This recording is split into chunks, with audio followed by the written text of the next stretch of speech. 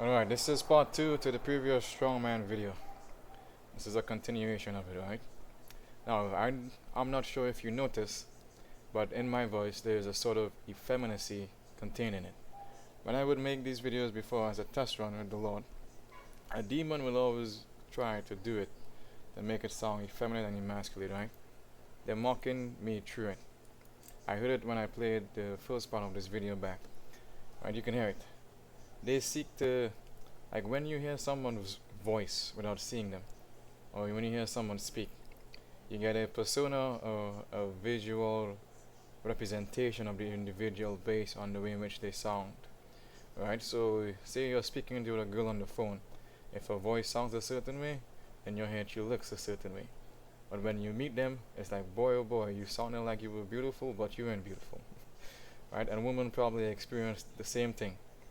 They're doing it with me the opposite. So my voice sounds a certain way, but if you were to see me, I'd look different. Is the best way to put it. I have never been involved with anything homosexual. Never. It's woman all the way. So it's like you get to see that the devil plants goods in each and every single one of us, waiting to see if the Lord will allow him to take us down a particular route. Alright? It's as the dude was speaking in the background with all the vitamins and supplements, which you don't need, by the way. Alright? Demons make you need these things. And they make drugs as the cure, but you don't need these things. Alright? They give you the goods. Now they're blocking my mind since I pretty much destroyed what it is they were planting. Right. I have no recollection of what it is I just said. Do you see what they're doing? Alright, but let's continue the video. I know I was speaking about the strongman, and I wanted to explain what it is you see when you're loose from what it is I drew. You remember what I drew? With you existing inside of them.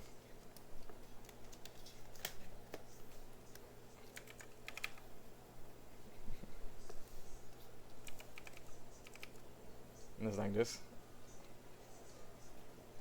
But in actuality, you're non-existent. But this is just a visual representation of your perception in the world. But you're not even here. You're buried deep, deep, deep down. And they are you. Alright? We're just leaving the visual representation of your consciousness.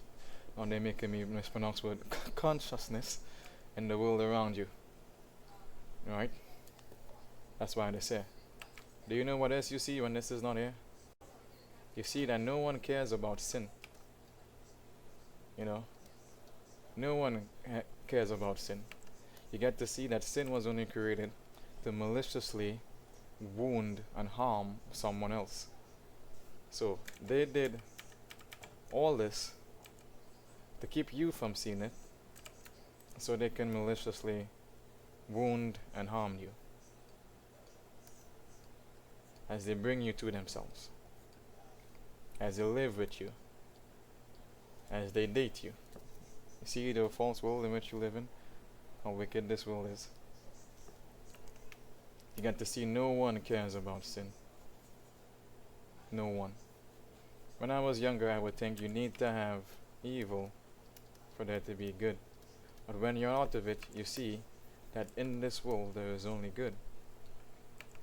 The devil and his angels are perverse, deliberately behaving in a way that is unreasonable and unacceptable. This is why when Jesus came, they were like, "Have you come to torment us before our time?" It's because they knew what they were doing. This is why they sought to get rid of it, because he didn't want him to reveal what it is they were doing. But he started to give hints on what they were doing. Alright? Let's see.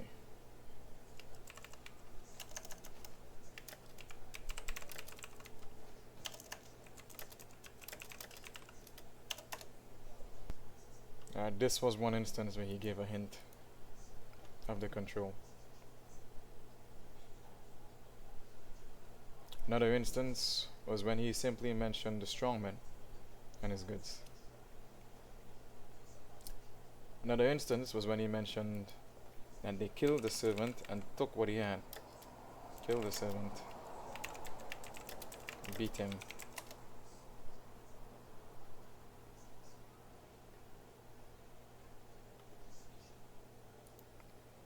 Here another parable. There was a certain householder which planted a vineyard and hedged it round about, and digged a winepress in it, and built a tower, and let it out to husbandmen, and went into a far country. And when the time of the fruit drew near, he sent his servants to the husbandmen, that they might receive the fruits of it. And the husbandman took his servants, and beat one, and killed another, and stoned another. Again he sent other servants more than the first, and they did unto them likewise. But last of all he sent unto them his son, saying, They will reverence my son. But when the husbandmen saw the son, they said among themselves, This is the heir. Come, let us kill him, and let us seize on his inheritance. And they caught him, and cast him out of the vineyard, and slew him. Right? So he was just dropping hints. He was just giving them parables. And the devil was wondering, why doesn't he just let it all out? And he used his disciples to ask him.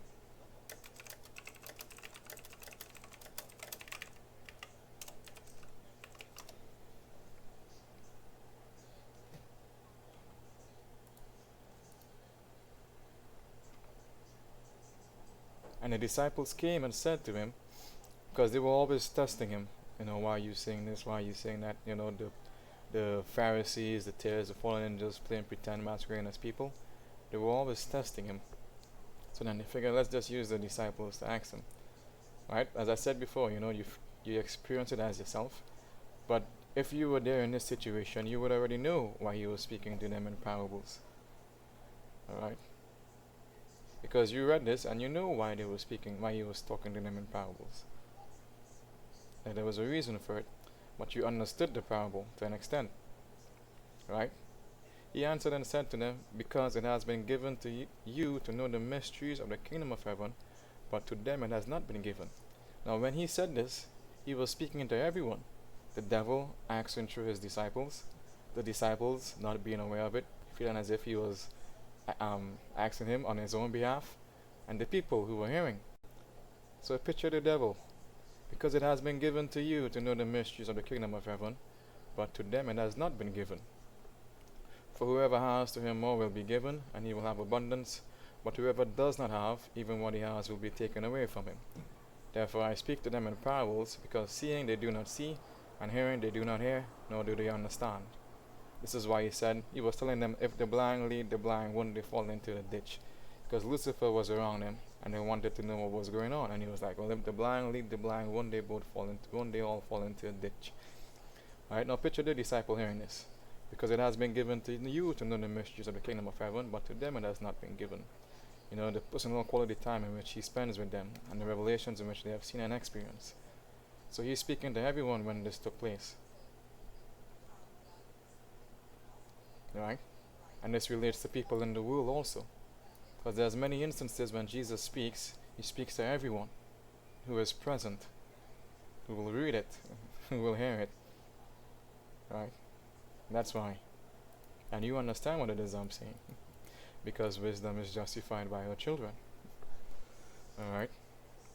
How long is this video? 50 seconds. Alright, as I said, you get to see that no one cares about sin. No one. You don't care about masturbating. You don't care about fornicating. You don't care about all the sex. And it's not that you don't care about it. It's that there's a line that is crossed that should not have been crossed. And you see the line. And you despise and you hate anyone that promotes crossing that line and crosses that line. It's innately understood that the death penalty, because the act is so perverse, and you get to see why the judgment is so great. Alright? That's the reason for the spiritual darkness of this age. That's the reason for the strong man. This world is a world built for them. This is a world built for them to enjoy sin to the fullest, to have you as their pet, as their lapdog. is they take what they want from you, and a life is built. What they had planned was for all this to go past.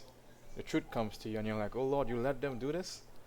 Well, lo and behold, someone knows, someone sees, and retribution is given to each and every single one of them. Right? And it was so since they took the deal. Right? Since they took it, the Lord, He baited them into it. He's like, if you eat of this tree of good and evil, your eyes will be opened and you will surely die. Right? The tree of good and evil. Let's go look at it. Let's go see the bait and the Lord gave the devil.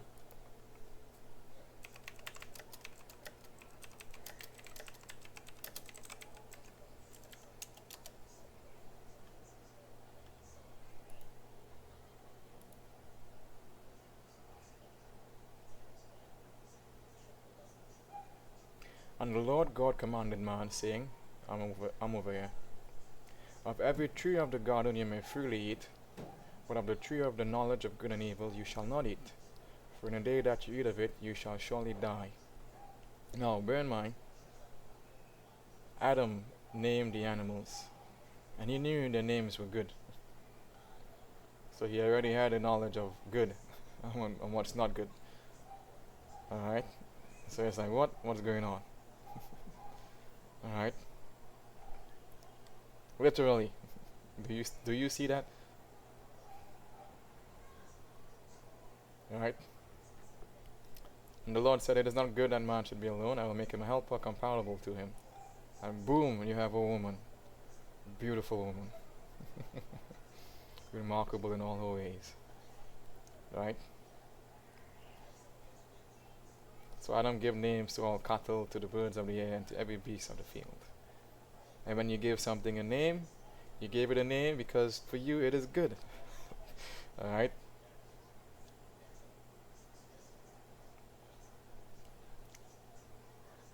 Now, what did he say about the tree?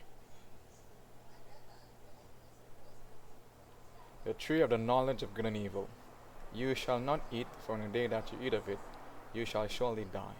Now this, for me, is what this means to me.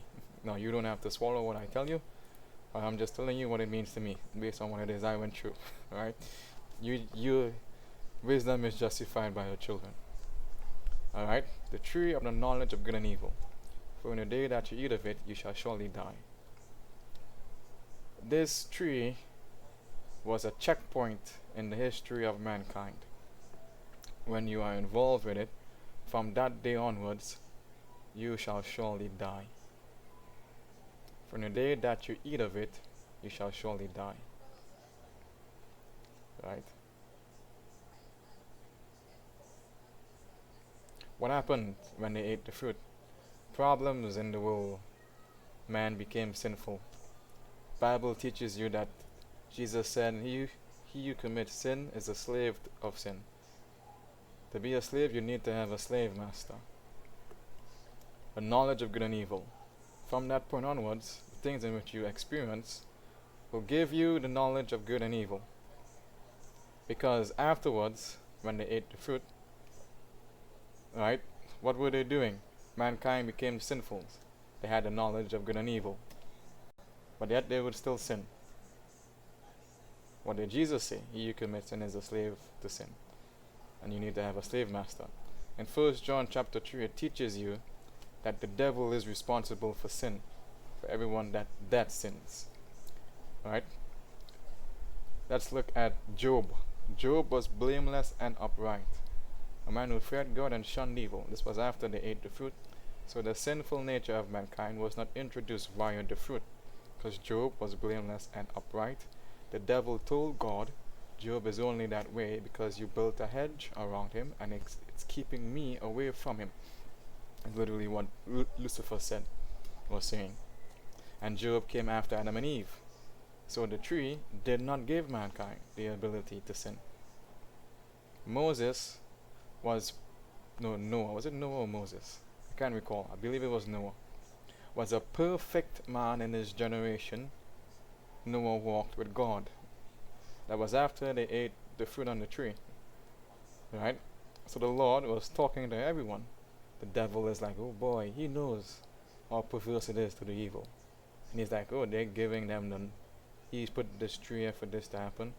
And then the Lord gave the devil the world, because before he set foot into the garden, he was given over the world. The world was given to him. And he sought to make himself an external entity, always tempted mankind, and not the internal kind that I explained to you, in which they do. Alright? So that's how this whole thing played out. And the beautiful thing is, you understand what it is I am saying. And when you get deliverance, you will see it even more, that the Lord put a trap for the devil, and he got it. Now when he got the world, and decided to turn the world the way in which he wanted, all the prayers of the saints fell down on him for what it is he is about to spin the world into. Because people will come in the future, and they will be given the knowledge of the truth, and they will see the history, and they will pray and they will ask the Lord to smite the devil since the beginning of time, and torment him since this whole false world began. So when he decided to do what it is he was doing and was given the world, he was given all of the torment from all the saints in the world that was given to him at that point in time. So it was a trap. Severely tormented. He thought he would have a grace period before the torment. The Lord knew he was probably thinking it, and was like, oh no. Alright, this is why it said that he gave the world over in hope. The creation was subjected to futility, not willingly, but because of him who subjected it in hope. In hope, one of the reasons was that we will make it worse for them in the end. Alright? How will they die? Spiritual darkness of this age. That's how you will die. For in the day that you eat of it, you shall surely die. That's how. And there you go. See how beautiful this world is. A woman was literally made from a rib, from a man. You know, think about yourself writing a fantasy novel, and God just took a rib out of a man and made a woman. That's where you women come from. You know, each partner in which we have. That's the mindset that goes into creating you for us, and us for you. Do you see how beautiful this is? Do you see why we love you so much? How beautiful you are to us. Do you know what the devil does? He takes away the masculinity of men and makes it effeminate and emasculate. So when they speak, when I play back these videos, I hear it in my voice, as I mentioned before. But the Lord would stop him from doing this to me, and I would hear my voice, and I would get to see why women swoon over hearing my voice.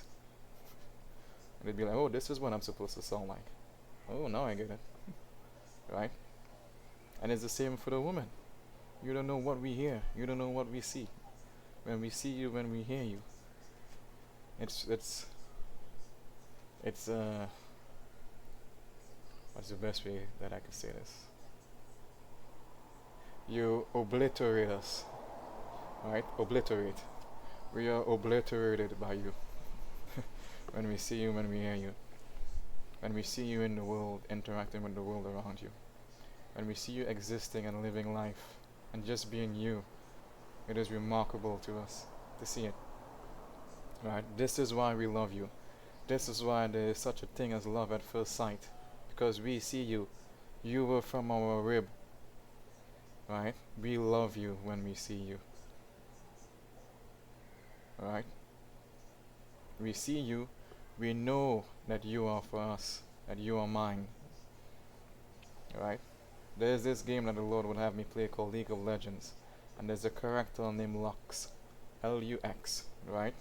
And she has a skin called Cosmic Etal Lux, where it's like a fantasy creation of the character being divine in the universe, and as she destroys the galaxies. What they took was the Lord makes all these things, by the way. Anything that is beautiful and remarkable, the Lord is the one behind it. What they did was they took what a woman is and made a divine entity in the universe. Alright? It's fantasy, it's make-believe, right? And they amplified what a woman is in this aspect. And she says a line. She says, "You are mine."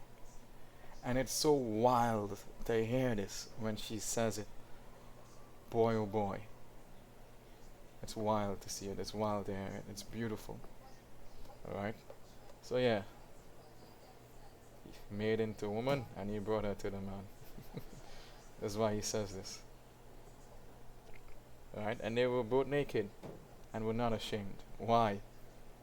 Because there's a way in which you see a woman that this world and the devil robs you from seeing, and he just fills you with lust. So everything is pretty much just sexual. Right? Now it's supposed to be sexual because she is the opposite sex, right? But it's not sexual the way in which the world makes it out to be.